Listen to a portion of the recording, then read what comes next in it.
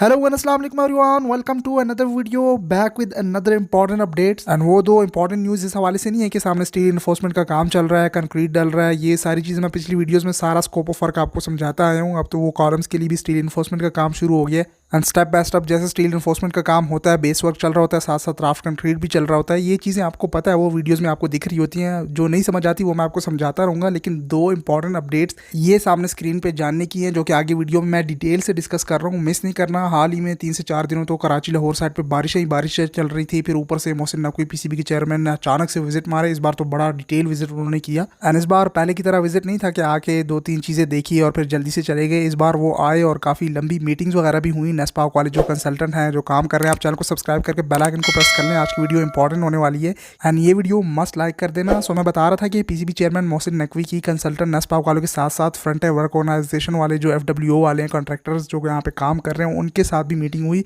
और डिज़ाइन के हवाले से भी बड़ी डिस्कशंस चली। अब मीटिंग करना या चीज़ें डिस्कस करना, इसका तो आपको पता नहीं लग रहा होता, लेकिन इनसाइड क्या चल रहा है वो मैं अपने पर्सनल एक्सपीरियंस से आपको बताऊंगा। यहाँ पे जो सामने आपको कंटेनर्स दिख रहे हैं, यहाँ पे नेस्पाक वालों ने प्रॉपर जहाँ पे डेरे जमा लिए हैं, FWO वालों ने भी। साथ साथ मैं आपके कमेंट्स भी रीड कर रहा होता हूँ, तो कमेंट ज़रूर कीजिएगा। लोग बहुत कमेंट कर रहे थे कि स्टेडियम के बाहर साइड पे और खुदाइयाँ शुरू हो गई हैं, वो किस लिए हो रही हैं। ये चीज़ तो मैं यहीं पे क्लियर कर दूं। सामने आउटफील्ड में आप देखें कितना पानी खड़ा हुआ है, इतनी बारिशें हो रही थी। अब जाके बारिश रुकी है तो काम रिज्यूम हुआ है। सो जो आप पूछ रहे हैं कि स्टेडियम के बाहर साइड पे थोड़े से फासले पे एक और जगह में मजीद खुदाइयाँ चल रही हैं, keep that thing in mind कि एक स्टेडियम के लिए अंडरग्राउंड वाटर टैंक हो गए, ड्रेनेज का सिस्टम हो गया, सेवरेज वगैरह। सो इन सारी चीज़ों के लिए इंतजाम करना भी बहुत ज़रूरी होते हैं, बल्कि सबसे ज़रूरी यही चीज़ें होती हैं। आज भी आप देखें बारिश होती है तो आउटफील्ड में कितना पानी खड़ा हो जाता है। खैर फिलहाल तो वो अंडर कंस्ट्रक्शन है। बाकी जैसे ही बारिश रुकती है तो काम इतना तेज़ कर दिया जाता है स्टील इन्फोर्समेंट का, कंक्रीट का। बारिश बीच में इंटरप्शन क्रिएट कर देता है। मुझे तो इस चीज़ की फ़िक्र थी। मैं पहले सोच रहा था कि जो शेड्यूल आया था उसके मुताबिक तो अगर काम होता रहा तो फिनिश हो जाएगा, लेकिन बीच में ये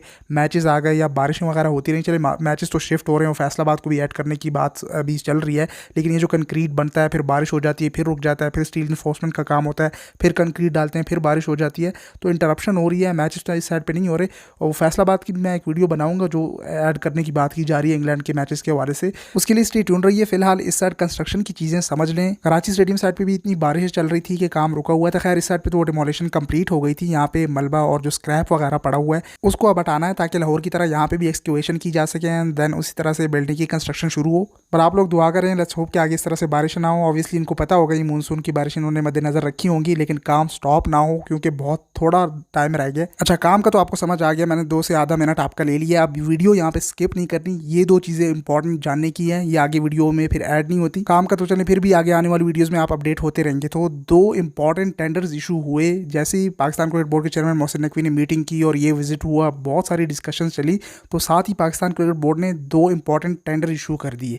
एक तो चलें समझ आ जाएगी कि ये सामने आप देख सकते हैं, पहले ये देख लें। इसके बाद जो दूसरा वो इससे भी इंपॉर्टेंट है कि कराची साइड पे जो स्क्रैप जितना भी उन्होंने डिमोलिशन का काम किया है, मलबा और जो रूफ गिराया उसका फ्रेम वगैरह, उसके लिए पाकिस्तान क्रिकेट बोर्ड ने टेंडर इशू कर दिया है कि auction of different kind of scrap including iron, steel, beams, hollow pipes, girders etcetera at national bank cricket stadium Karachi. तो इसकी तो सिंपल समझ आ रही है कि जो स्क्रैप यहाँ कराची साइड पे पड़ा हुआ है उसको बेचने के लिए पीसीबी ने एक इश्तहार जारी किया है। मैं थोड़ी सी मजीद जो डिटेल्स जानने की है वो ऐड कर देता हूँ, फिर वो दूसरे इंपॉर्टेंट टेंडर की तरफ आते हैं।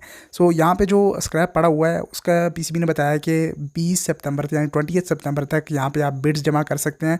जो कंपनीज या जो मतलब आसान अल्फाज में समझाऊँ तो यहाँ पे जो कबाड़ पड़ा हुआ है, कबाड़ को बेचने के लिए पीसीबी ने इश्तहार लगा दी है। उसके लिए आप 20 सितंबर तक अपने बिड्स जमा करवा सकते हैं 11 AM तक, और 11:30 AM उसी दिन बिड्स को ओपन भी कर दिया जाएगा।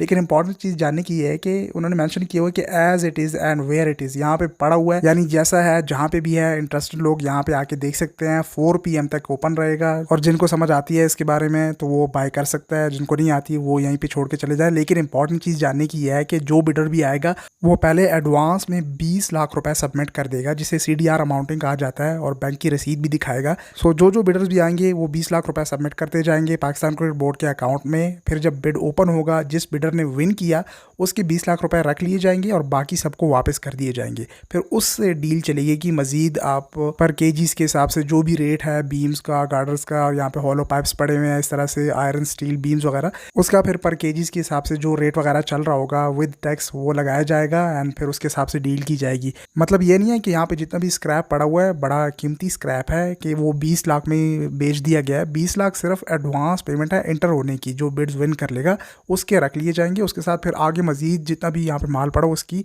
रेट की जाएगी। लेकिन अगर किसी बिडर ने इस ऑफर को वहाँ पे ही विड्रॉ कर लिया, यानी 20 लाख सबमिट करने के बाद उसने विन कर लिया और फिर वो कहेगा नहीं भाई मैंने नहीं बाय करना, तो उसके जो 20 लाख रुपए हैं वो पीसीबी जब्त कर लेगा एंड देन फिर अगेन कोई टेंडर इशू करेगा। बाकी उसके बाद जो बिड विन करेगा उसके साथ पीसीबी फिर डील करेगा।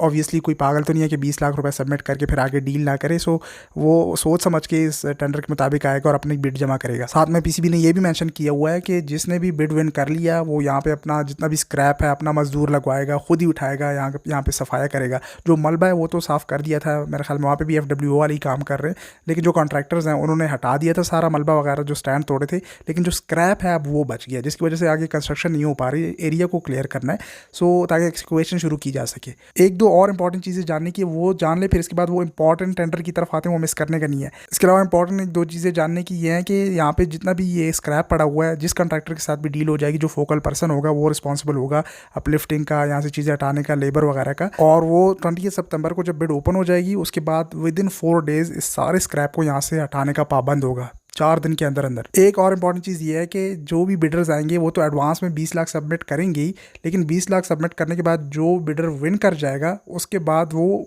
बाकी की जितने भी स्क्रैप की कीमत वगैरह होगी वो भी एडवांस में ही पे करेगा। बाकी इसमें ऐसा कुछ खास जानने को नहीं है, इससे डेट्स का पता लगता है, इसलिए मैंने थोड़ा डिटेल में डिस्कस किया और मेरी वीडियोज़ में आपको थोड़ी ज़्यादा डिटेल मिल जाती है। अच्छा खैर, ये है वो दूसरा इंपॉर्टेंट टेंडर जो मैंने आपको मिस नहीं करना। पाकिस्तान क्रिकेट बोर्ड ने एक और टेंडर इशू कर दिया, उसमें उन्होंने हाईलाइट मेंशन की हुई है कि pre qualification of third party design review consultant. भाई इसकी मुझे समझ नहीं आई कि मतलब कि इंटरनेशनल कंसल्टेंट को पहले हायर कर दिया PDP पैटर्न वाले, उनसे डिज़ाइन इंटेंट के तौर पे डिज़ाइन बनवाए एंड देन फिर लोकल कंसल्टेंट आपका नेस्पैक काम कर रहा है एंड देन उसके बाद अगेन आपको third party design review consultant चाहिए। मतलब कि क्या नेस्पैक वालों को समझ नहीं आ रही डिज़ाइन की कि आपको third party design review consultant भी चाहिए, वो मज़ीद इन डिज़ाइन को रिव्यू करे और जो फिजिबिलिटी हो या चीज़ें चेंज करने की हो। जैसे कि कराची स्टेडियम के बारे से भी एक न्यूज़ चल रही है कि उसकी जो बिल्डिंग का साइज़ है, मतलब पहले जितने एरिया पे बन रही थी उसको कम कर दिया गया। ये जियो सुपर के एक रिपोर्टर ने चलाई थी न्यूज़। खैर मेरे कहने का मकसद ये है कि ये कंटिन्यूअल प्रोजेक्ट है। BDP पैटर्न वालों से जो बात हुई थी उन्होंने भी कहा था कि इसमें टाइम के साथ साथ at the end of this project changes वगैरह होती रहेंगी, लेकिन अब अगेन डिज़ाइन को रिव्यू करने के लिए कंसल्टेंट को हायर करना, वो उसके लिए डेट यहाँ पे मेंशन की हुई है बाय द वे 20 सितंबर। यहाँ पे भी इस टेंडर के लिए भी 20 सितंबर डेट मेंशन है। ये भी 11:30 AM जो है ओपन कर दिया जाएगा उसी सेम डे जो बिडर विन करेगा। लेकिन कहने का मकसद ये मुझे समझ नहीं आई, मैं आपसे पूछ रहा हूँ कि भाई एक कंसल्टेंट इंटरनेशनली हायर किया, फिर नेस्पैक वाले भी हायर कर रहे हैं एंड देन अब ये third party design review consultant किस लिए हायर किया जा रहा है? आप लोगों को इन चीज़ों का पता नहीं होता, लेकिन मैं जो इंपॉर्टेंट चीज़ें होती हैं मैं आपसे स्टार्ट में वीडियो में कहा कि वो मैं आपके साथ शेयर करने की कोशिश करता हूँ। सो ये 2 बड़े इंपॉर्टेंट टेंडर आए हैं और इसमें PCB ने मेंशन किया हुआ है कि PCB interns to hire the services of for a third party design review consultant for their upcoming mega projects in Lahore, Karachi and Pindi. मुझे जहाँ तक लगता है आज जो PCB चेयरमैन ने विजिट किया वो बड़े सीरियस नज़र आ रहे थे। ये मीटिंग्स चल रही थी, ये डिस्कशन हो रही थी, फिर वो साइट पे भी आए, काम का भी जायज़ा उन्होंने लिया। उसके बाद डिज़ाइन को लेकर भी इनसाइड वो कंटेनर में जो बैठे हुए थे, पिक्स वगैरह आपने देखी होंगी, डिज़ाइन और ये चीज़ें डिस्कस की जा रही थी। तो साथ ही ये टेंडर इशू कर दिए गए। सो मुझे लगता है कि मोहसिन नकवी सेटिस्फाई नज़र नहीं आ रहे और वो एक और third party design review consultant को हायर कर रही है। अब इस हवाले से मज़ीद आगे क्या अपडेट्स आती हैं मैं आपको गाइड करता रहूँगा। ये इंपॉर्टेंट चीज़ें जानने की होती हैं, इसको आप डिस्कशन किया करें। बाकी काम तो होता रहेगा, वो सामने आपको दिख रहा होता है, लेकिन जो चेंजेस आती हैं फिजिबिलिटीज़ वगैरह या अगला जो इनका फ्यूचर स्टेप होता है उस हवाले से आपको अपडेट रखने की कोशिश किया करें। खैर मैं आपको अपडेट करता रहूँगा, आप चैनल के साथ स्टे ट्यून रहिए और सोशल मीडिया हैंडल्स पर भी आके फॉलो कर लें। और जाते जाते मेरा आपसे यही क्वेश्चन है कि third party design review consultant की क्या ज़रूरत पड़ गई है और क्यों पड़ी है, ये ज़रूर बताइएगा। मिलते हैं अगली वीडियो में, तब तक के लिए टेक केयर, अल्लाह हाफ़िज़।